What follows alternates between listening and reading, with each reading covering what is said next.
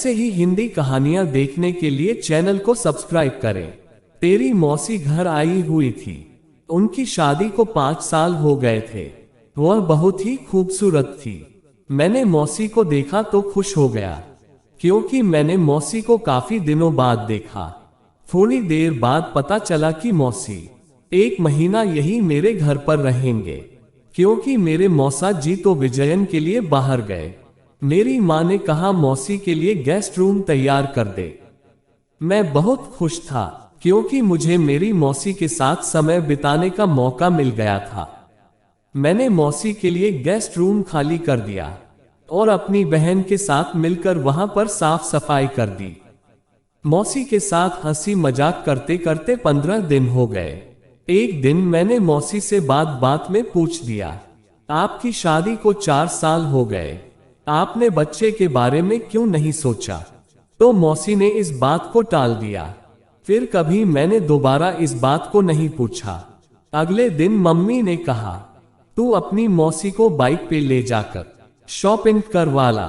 मैं बोला ठीक है, कब जाना है? तो मौसी बोली, आज शाम को चलूंगी। मैंने कहा ठीक है, शाम को 7 बजे चलेंगे। मम्मी की आवाज आई, इतनी देर से क्यों? 5 बजे चला जाना। फिर मौसी भी बोली, हाँ 5 बजे ठीक रहेगा। मैं उस दिन दोस्तों के साथ घूमकर 5 बजे से पहले ही लौट आया। थोड़ी देर पर मौसी बोली, चल मार्केट चलते हैं। फिर हम दोनों बाइक पर चले गए। शादी के 5 साल बाद भी मौसी की फिटनेस जबरदस्त थी। जो भी हमें देखता था बस यही सोचता है कि मियां बीवी जा रहे हैं। बाएं पर बैठा है। अपनी मौसी को अलग तरह से फीलिंग हो रही थी। मैं बाइक पर ब्रेक लगाया था तो मौसी का छुवन होते ही दिल और दिमाग में घंटी सी बजी।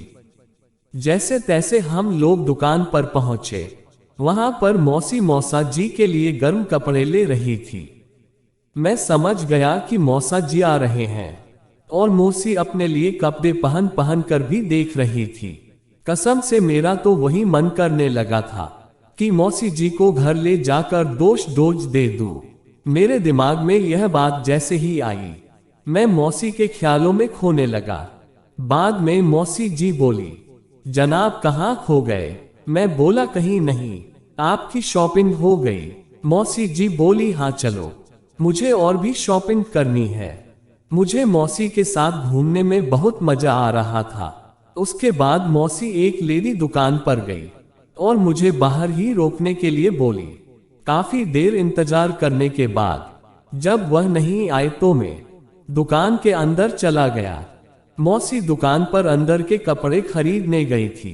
मौसी मुझसे बोली, अंदर क्यों आए? तो मैंने कहा, मुझे बाहर अच्छा नहीं लग रहा था। फिर मौसी ने मेरे सामने ही वह कपड़े दिए। उसके बाद हम लोग घर आ गए। पहले मौसी को बोला, जो लाए हो वह पहन कर तो दिखाओ। मौसी बोली, जो तेरे साथ शादी करके आएगी वही दिखाएगी।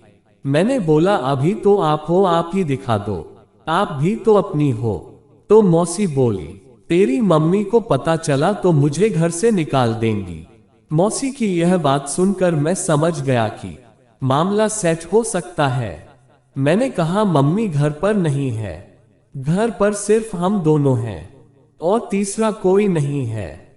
मौसी बोली, क्या बात है, लगता है तू बड़ा हो गया है। मैं बोला, मेरा वह भी बड़ा हो गया।